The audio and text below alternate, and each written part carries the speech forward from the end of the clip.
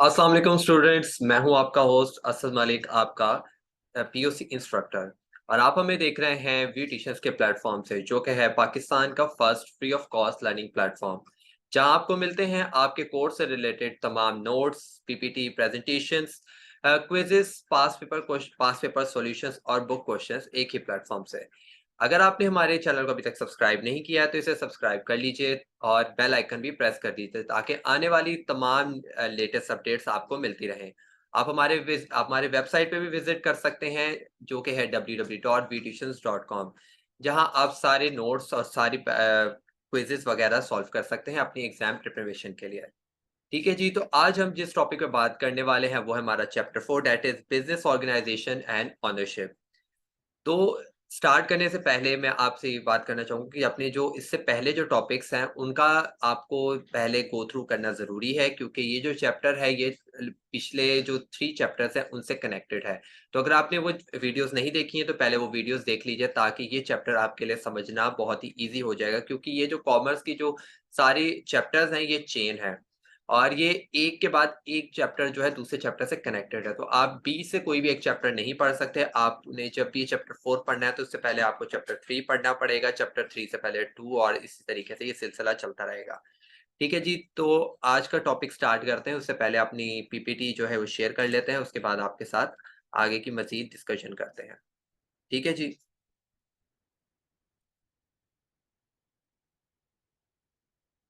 So let's start the topic. Chapter का नाम जैसे मैंने आपको बता दिया कि बिज़नेस ऑर्गेनाइजेशन एंड ओनरशिप। ठीक है, तो सबसे पहले हमें पता होना चाहिए कि ऑर्गेनाइजेशन क्या होती है, ऑर्गेनाइजेशन क्यों बनाई जाती है, इसके क्या मकसद है, ये सारी चीज़ों के बारे में हम डिस्कस करते हैं। ऑर्गेनाइजेशन बेसिकली एक ग्रुप ऑफ पीपल, मतलब कुछ लोग मिलकर एक मखसूस फ़ायदे के लिए, एक मकसद के लिए मिलकर एक काम स्टार्ट करते हैं। ठीक है, जिसका मकसद जो है वो प्रॉफ़िट भी हो सकता है और नॉट प्रॉफ़िट भी हो सकता है। ठीक है, कोई भी काम जो है जब हम उसके पीछे एक मकसद होता है करने के पीछे। ठीक है, जो अगर हम ऑर्गेनाइजेशन कर रहे हैं उसका बेसिकली मेन मकसद क्या होगा, आपका इकोनॉमिक एम हो सकता है। ठीक है, कि आप मुआशी फ़ायदे के लिए करना चाह रहे हैं। ठीक है, अपनी ज़रूरियाती ज़िंदगी को गुज़ारने के लिए कर सकते हैं। ठीक है, तो इस दौरान आप जो भी एक्टिविटीज़ परफ़ॉर्म करेंगे, एक प्लेटफ़ॉर्म में, एक छत के नीचे, ये सारे लोग मिलके जब एक मकसद के लिए काम करेंगे तो उसको ऑर्गेनाइजेशन बोलते हैं। ठीक है, जो भी आपके पास उस टाइम पे लिमिटेड रिसोर्सेज़ होंगे, जो भी आपके पास पैसा होगा, जो भी उस टाइम पे आपके पास चीज़ें मौजूद हैं, उनके अंदर मिलकर जितने लोग मौजूद हैं, वो सारे मिलके जो फ़ंक्शन परफ़ॉर्म करेंगे, वो सारे मिलके ऑर्गेनाइज़ेशन को एक जनरेट करते हैं। ऑर्गेनाइज़ेशन जो है वो 2 किस्म की होती है। एक होती है जिसके अंदर हमारा जो अल्टीमेट गोल होगा वो प्रॉफ़िट कमाना होगा, मतलब पैसा कमाना होगा, ज़्यादा से ज़्यादा प्रॉफ़िट कमाना होगा, कि हम ज़्यादा से ज़्यादा इससे पैसा कमा लें, जिससे हमारी ज़िंदगी जो है वो गुज़रे। दूसरी होती है, वो होती है नॉन प्रॉफ़िट ऑर्गेनाइज़ेशंस। ये जो होती हैं ये इनका जो अल्टीमेट मकसद होता है ये सोसाइटी के लिए होता है, वेलफेयर के लिए होता है, कि जो हमारे मुआशी हालात हैं या जो हमारे लोग मौजूद हैं हमारी सोसाइटी में, उनकी बेटरमेंट के लिए ये काम किया जाता है। ये बेसिकली हो सकता है कि ये जो लोग हैं, ये जो ऑर्गेनाइज़ेशन बनाने वाले लोग हैं, ये कौन हो सकते हैं? ये हो सकते हैं कि कोई पॉलिटिकल पार्टी से बिलॉन्ग करते हो, कोई पॉलिटिकल ऑर्गेनाइज़ेशन हो, जैसे कि कोई गवर्नमेंट आपके लिए काम कर रही है, ठीक है? कोई गवर्नमेंट जो हो सकती है वो फेडरल गवर्नमेंट हो सकती है, आपकी सिटी गवर्नमेंट हो सकती है, आपकी प्रोविंशियल गवर्नमेंट हो सकती है, मतलब कि जो आपके शहर का जो, जैसे आप लोग वोटिंग वगैरह करते हैं, वोट्स देते हैं, आप पहले देखते हैं कि आपके एरिया का कौन जो हेड है, पॉलिटिकल पार्टी का बंदा जो है, वो आपके लिए जो काम करेगा, आपके रोड्स, बिल्डिंग्स, इस तरह की जो सारे काम हो रहे हैं, ये सारे के सारे वही लोग करवा रहे हैं। लेकिन इन रिटर्न ये आपसे कोई चार्ज नहीं कर रहे हैं, कुछ पैसे नहीं ले रहे हैं, ना ही आपसे कुछ प्रॉफ़िट कमा रहे हैं। ये बेसिकली जो भी काम करेंगे, ये आपने एक आपके बेटरमेंट के लिए कर रहे होते हैं, क्योंकि आप इन रिटर्न इनको टैक्स पे कर रहे होते हैं, लेकिन ये कभी भी वन टू वन आके आपसे चीज़ें बाय और सेलिंग नहीं हो रही होती यहाँ पे। इसलिए ये क्या होती है, ये नॉट फॉर प्रॉफिट ऑर्गेनाइजेशंस होती हैं।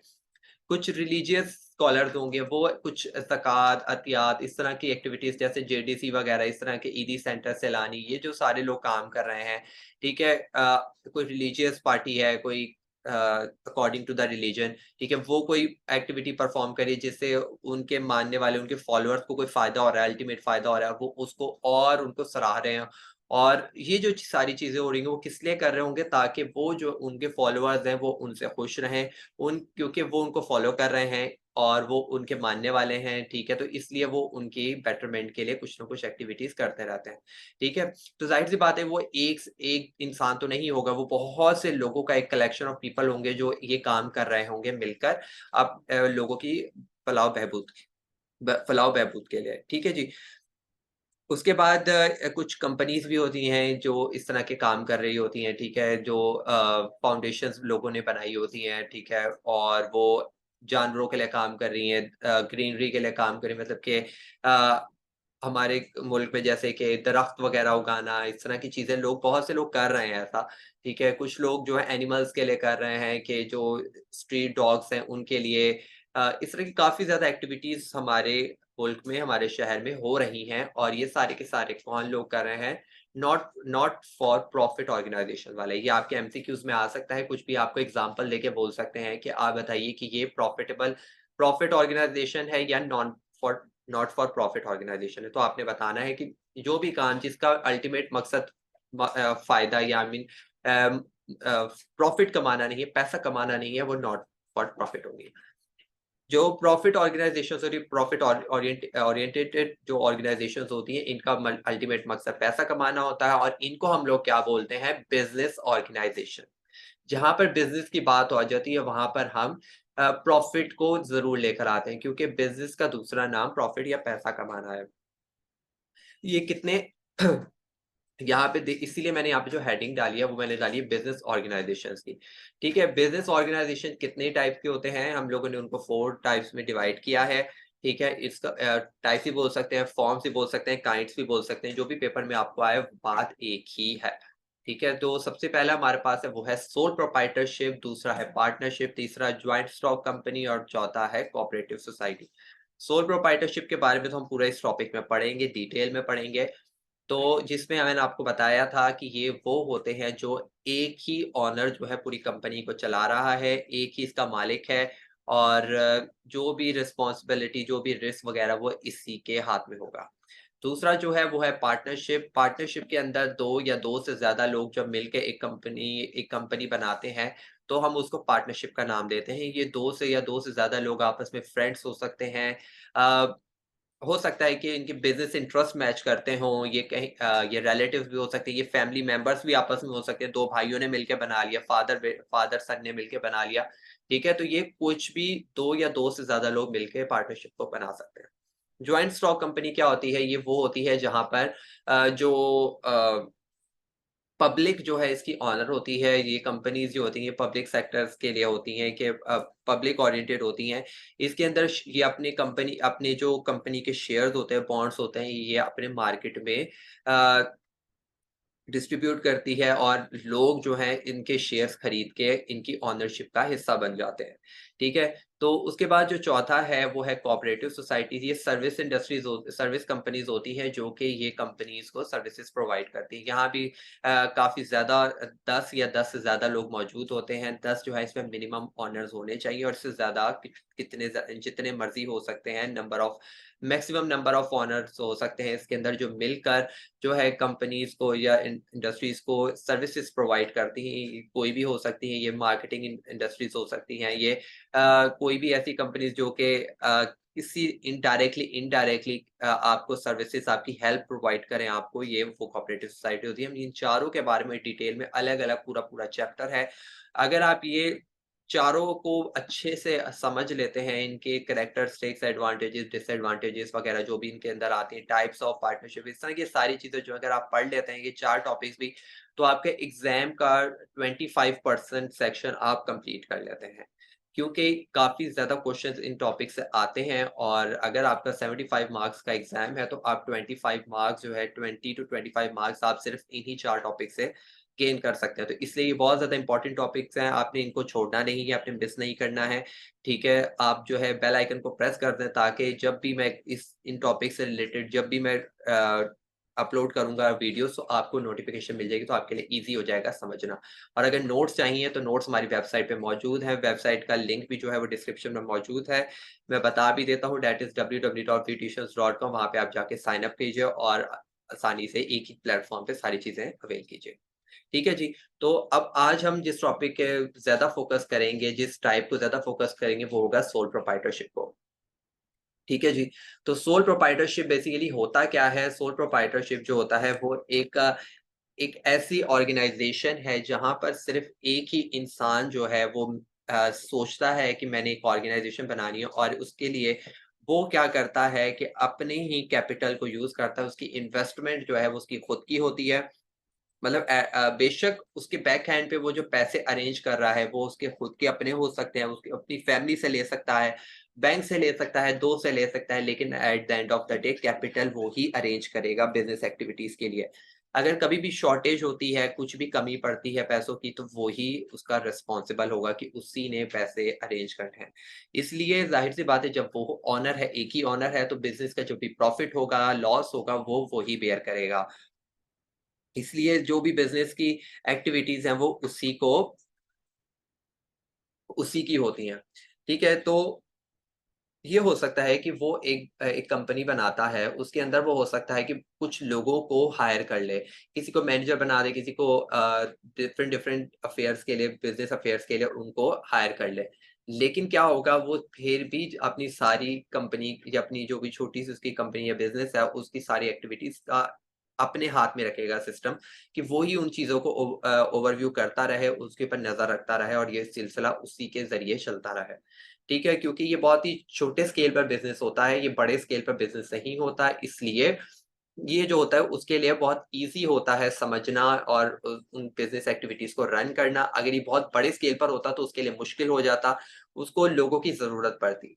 ठीक है? फिर जब आहिस्ता-आहिस्ता आपकी रिस्पॉन्सिबिलिटीज़, रिस्क और इस तरह की चीज़ें जब बढ़ती जाती हैं, तो आपकी टाइप ऑफ ऑर्गनाइज़ेशन भी चेंज होती जाती है। ज़ाहिर-सी बात है जब वो एक बंदे से हैंडल नहीं होगा, तो वो लोगों को इन्वॉल्व करेगा। जब वो लोगों को इन्वॉल्व करेगा ओनरशिप के अंदर, तो वो ओनरशिप चेंज हो जाएगी, वो फिर सोल प्रोप्राइटरशिप से पार्टनरशिप में चली जाएगी। वो जब पार्टनरशिप से भी एक्सीड कर जाएगा, तो वो जॉइंट स्टॉक कंपनीज़ की तरफ आ जाएगा। तो इस तरीके से एक ये चेन है, एक साइकिल है, जो ये चलती रहती है। ठीक है जी? तो इसकी है सबसे पहले ये जो स्क्रीन पे आपको दिख रहे हैं, ये है इसकी कैरेक्टरिस्टिक्स। कैरेक्टरिस्टिक्स का दूसरा नाम होता है फीचर्स। फीचर्स या उसके फंक्शंस जो उसके एक्चुअली फीचर्स बनाए जाते हैं कि उसके अंदर क्या-क्या चीज़ें मौजूद हैं, क्या-क्या चीज़ें उसके अंदर होंगी। स्टूडेंट्स थोड़े से कन्फ्यूज़ हो जाते हैं फीचर्स और एडवांटेजेस को लेकर कि ये दोनों दिखने में तो सेम लगते हैं, लेकिन इनमें डिफरेंस क्या है? तो पहले मैं ये डिफरेंस बता दूँ ताकि क्योंकि आने वाले सब टॉपिक्स में ये चीज़ होगी, कैरेक्टरिस्टिक्स अलग होंगे और एडवांटेजेस अलग होंगे। तो स्टूडेंट्स कन्फ्यूज़ हो जाते हैं इन दोनों में कि एक्चुअली हमें लिखना क्या है, कैरेक्टरिस्टिक्स लिखने हैं या एडवांटेजेस लिखने हैं। वो एडवांटेजेस में कैरेक्टरिस्टिक्स लिख कर आ जाते हैं और कैरेक्टरिस्टिक्स में एडवांटेजेस लिख के आ जाते हैं।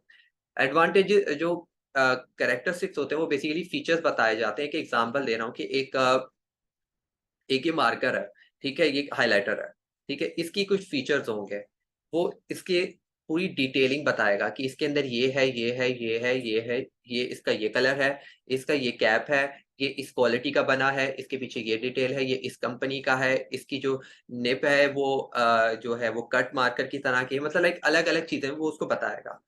मतलब एक डिटेल में उसने उसको बता दिया। उसके अंदर एडवांटेजेस क्या होंगे मतलब कि फ़ायदे क्या हैं आपके? ये तो उसने बता दिया कि ये मार्कर ये है। अब इसके फ़ायदे नहीं बताए उसने। सिर्फ़ उसने बताया है कि भई ये इसकी निब ऐसी है। अब ये निब आपके लिए हो सकता है फ़ायदेमंद ना हो, ठीक है? आपको निब दूसरी चाहिए, ठीक है? तो ये एडवांटेजेस में नहीं आएगा। उसने अब फीचर्स बता दिए किसी को अब या एक एग्ज़ाम्पल मोबाइल की भी ले लें, कि मोबाइल जो होता है जो आईफ़ोन के फीचर्स अलग होते हैं, एंड्रॉयड के फीचर्स अलग होते हैं। फिर जब एडवांटेजेस की बात करेंगे तो हम तब कंपैरिज़न शुरू कर देंगे, कि इसकी जो चीज़ होती है वो एंड्रॉयड जैसी नहीं होती, इसकी जो स्क्रीन है उसके अंदर ये है, इसके अंदर आईओएस है, इसके अंदर जो है अलग सिस्टम है। तो इस तरह जो है ना डिफरेंशिएट करते हुए वो आपके बेनिफिट्स बताना शुरू कर देगा, ठीक है? कि ये आपके लिए फ़ायदेमंद कैसे हो सकती है चीज़, जब वो एडवांटेजेस की बात करेगा, ठीक है? यहाँ पे जैसे कुछ चीज़ें हो सकती हैं कि कैरेक्टरिस्टिक्स में या फीचर में जो कि एक्चुअली देखा जाए तो वो फ़ायदेमंद चीज़ नहीं होती है। उसके फ़ायदे भी हो सकते हैं, उसके नुकसान भी हो सकते हैं, प्रॉन्स भी हो सकते हैं, कॉन्स भी हो सकते हैं, ठीक है? लेकिन एडवांटेजेस में सिर्फ़ आपके फ़ायदे होते हैं। समझ आ गई चीज़?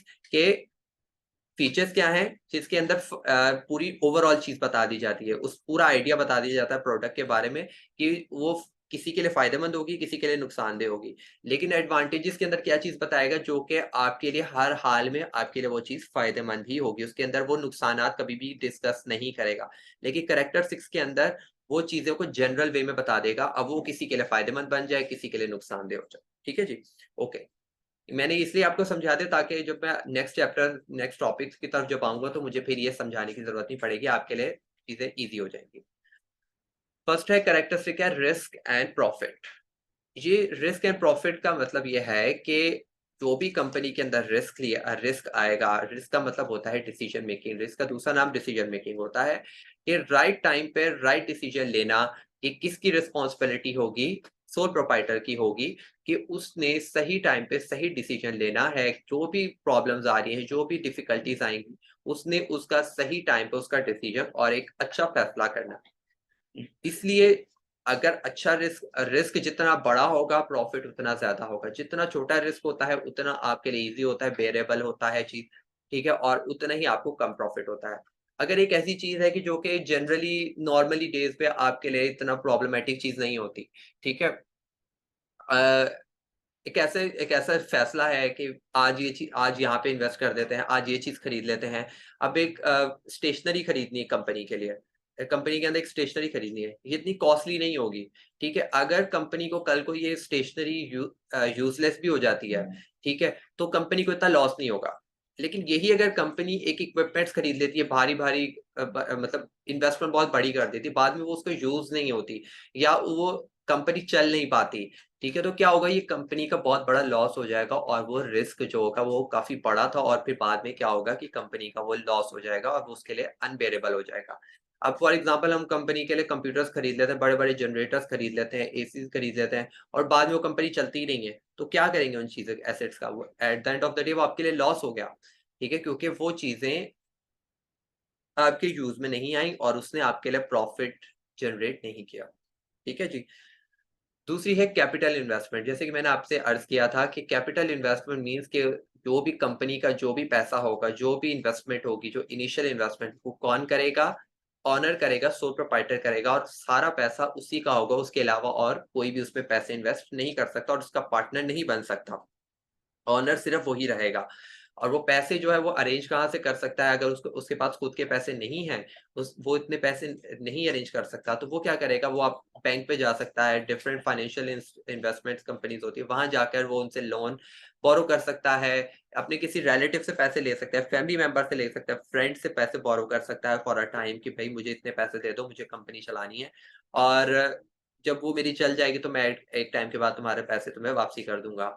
या ये हो सकता है कि कंपनी बहुत अच्छी चल रही थी लेकिन एक फाइनेंशियल क्राइसिस आ गया, चलते-चलते उसको एक बहुत बड़ा लॉस हो गया और उसको अब जो है उसको कवर करने के लिए उसको एक बड़ी इन्वेस्टमेंट की ज़रूरत है। अगर वो पैसों की इन्वेस्टमेंट को वो उस टाइम पे वो पैसों की ज़रूरत पूरी नहीं होती, तो उसकी कंपनी को लॉस हो सकता है, इसकी कंपनी बंद भी हो सकती है, बैंकरप्ट हो सकता है, बैंकरप्सी का मसला हो सकता है।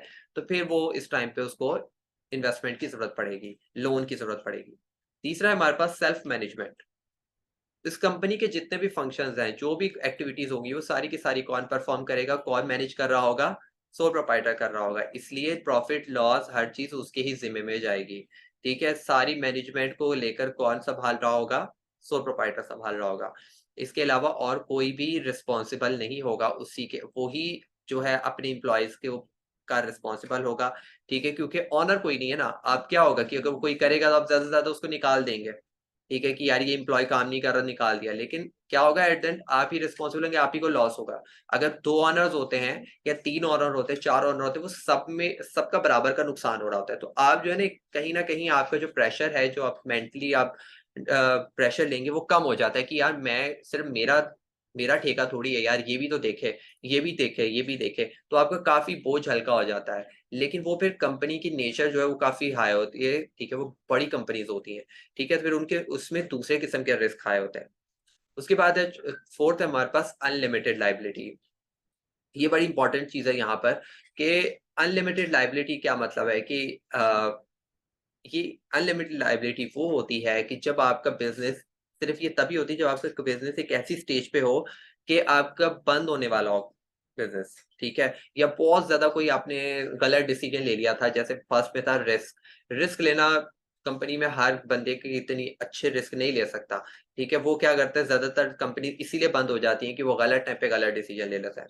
और फिर क्या होता है कि वो उनकी लायबिलिटीज़ का मतलब होता है कि आपके ऊपर जो भी बोझ है, जो आपके ऊपर कर्ज़ा चढ़ा हुआ है, जो आपने पैसे लोगों की पेमेंट्स देनी है, जो वो अभी आपने नहीं दी हैं, ठीक है? और कंपनी नहीं चल पा रही है, या वो जो आपके फंक्शंस परफॉर्म नहीं कर पा रहे हैं, जिससे आपने लोन लिया था वो आपसे कह रहा है कि मेरी पैसे वापस करो इतने टाइम के अंदर-अंदर, तो आपके वो प्रेशर है, आपने उसको वापस करने ही करने वो पैसे, अगर नहीं करते वो आप पे केस कर सकता है, आपका बिज़नेस सील हो सकता है, इस तरह काफ़ी ज़्यादा प्रॉब्लम्स आ जाती हैं, क्योंकि उसमें फिर लीगल इश्यूज़ आ जाते हैं।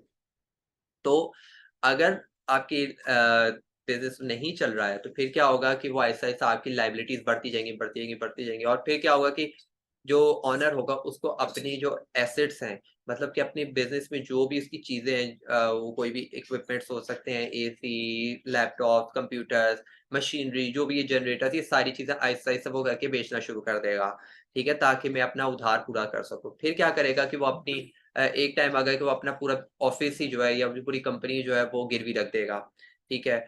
फिर अगर वो उससे भी पूरा नहीं होता, फिर उसको अपने पर्सनल एसेट्स भी गिरवी रखकर वो उधार को पूरा करना पड़ेगा। बहुत से केसेज़ में ऐसे दिखने में आया है कि बहुत ज़्यादा कि लोगों को अपना पूरा घर, क्या प्रॉपर्टी, ज़मीन, जो भी गाड़ियों वाले थे, लेकिन वो सड़क पे आ गए कि सिर्फ़ उनके गलत डिसीज़न की वज़ह से, ठीक है? और फिर क्या हुआ कि उन पे जो लायबिलिटीज़ बढ़ती गईं, और वो फिर उन्होंने सब कुछ बेच के सिर्फ़ एक आज़ाद ज़िंदगी, क्योंकि ये जो प्रेशर होता है ना अनलिमिटेड लायबिलिटी वाला, ये इंसान को नहीं जीने देता, वो नहीं आगे भी कुछ भी कर सकते, क्योंकि ज़ाहिर-सी बात है वो उसके ऊपर कोर्ट के केसेज़ आ जाएँगे, ठीक है? उसके ऊपर जेल वग़ैरह और काफ़ी ज़्यादा प्रॉब्लम्स आ जाएँगी, ठीक है? लीगल इश्यूज़ आ जाएँगे, जिसकी वजह से उसके लिए काफ़ी प्रॉब्लम हो जाएगी। तो वो इसलिए इस लायबिलिटी से निकलने के लिए अपने एसेट्स को बेचना शुरू कर देगा। लास्ट है हमारे पास लीगल फ़ॉर्मेलिटीज़, ठीक है? जैसे मैंने लायबिलिटीज़ में बात किया कि वो लीगल इश्यूज़ की वजह से इस तरह करता है। तो वो लीगल इश्यूज़ यही हैं कि लीगल आप बेशक ये स्मॉल स्केल बिज़नेस है, ठीक है? यहाँ पर हो सकता है कि आपने छोटी-सी एक दुकान ही क्यों ना खोली हो, ठीक है?